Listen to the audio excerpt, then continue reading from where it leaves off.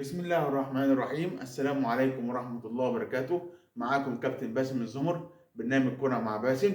النهاردة أنا هنتكلم على 3 ماتشات تحليل بطولة أفريقيا. رقم ماتش غينيا نيجيريا وغينيا الاستوائية، وخلص تعادل إيجابي 1-1.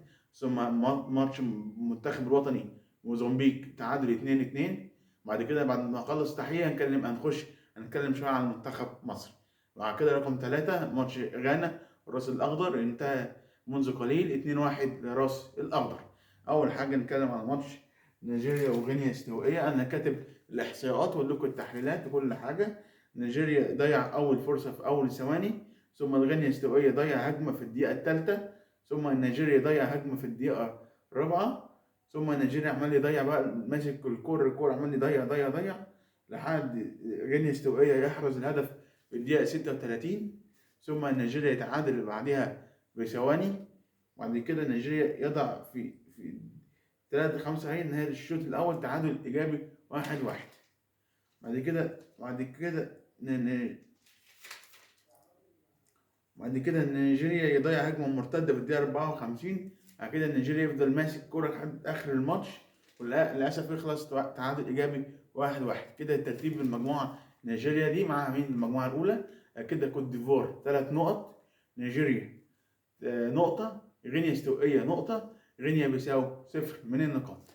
بعد كده نتكلم على منتخبنا الوطني وموزمبيق. برضو الإحصائيات بتاعته: مصر يسجل الدقيقة الأولى هدف مصطفى محمد، ثم مصر يضيع في الدقيقة 9، موزمبيق يضيع هجمة مرتدة في الدقيقة 10، ثم موزمبيق يضيع الدقيقة 15، ثم مصر تضيع هدف دقيقة 20 محمد صلاح، ثم مصر تضيع الدقيقة 24 زيزو.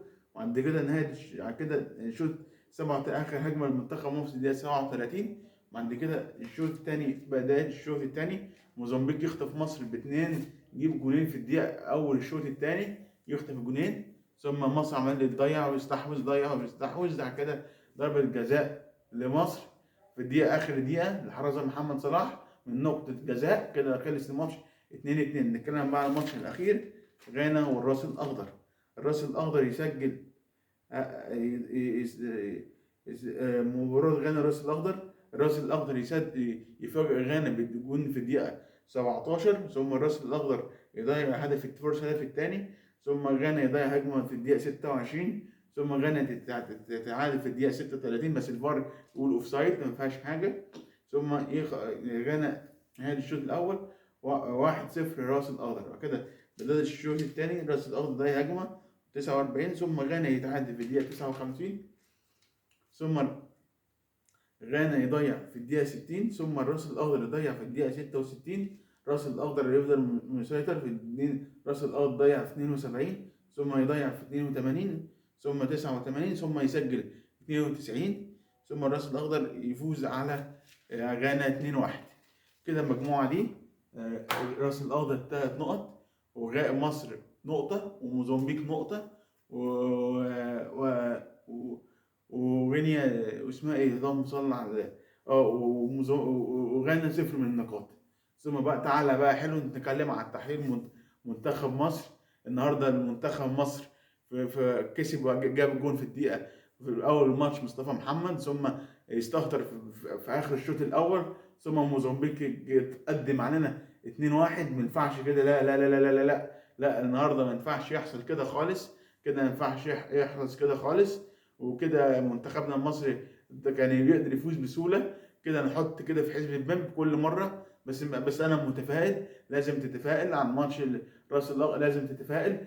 الارجنتين كسبت السعوديه 2-1 وخدوا كاس العالم، مفيش مشكله خالص. حتى لو خسرنا النهارده برضو باذن الله احنا قادرين ناخد على كاس الامم الافريقيه. معانا قياده الكابتن محمد صلاح. كل التوفيق لمنتخبنا الوطني. يا جماعه بقى نركز كل حاجه نركز فيها. الماتش الجاي صعب. غانا جايه من هزيمه 2-1، ما ينفعش كده. وان شاء الله وراس الاخضر كسبانه. يعني الماتشين صعبين، مش ماتش يعني ماتش صعب، الماتشين اصعب من بعض. احنا لازم نركز.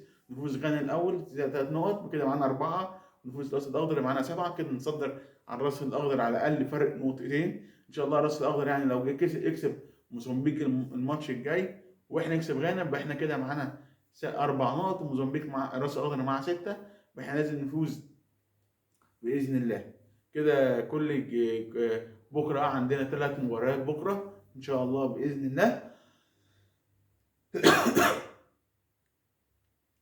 السنغال وجامبيا الساعه 4، والكاميرون وغينيا الساعه 7، واخيرا انجولا والجزائر في المجموعه الرابعه الجزائر وانجولا الساعه 10. كل التوفيق للمنتخب الجزائري بكره باذن الله وهو جاي، وان شاء الله كل الجديد مع باسم الزمر عامل اشتراك، وان شاء الله هنحلل لكم مباريات افريقيا كلها والاحصائيات وكل حاجه. بس الصراحه يعني كل المنتخبات حلوه، بس ما تنسوش اشتراك والكرة مع باسم، كل الجديد مع باسم الزمر وتفعيل الجرس. شكرا، السلام عليكم ورحمة الله وبركاته. بالمناسبة بيجي على باسم بيكسبش. شكرا، سلام.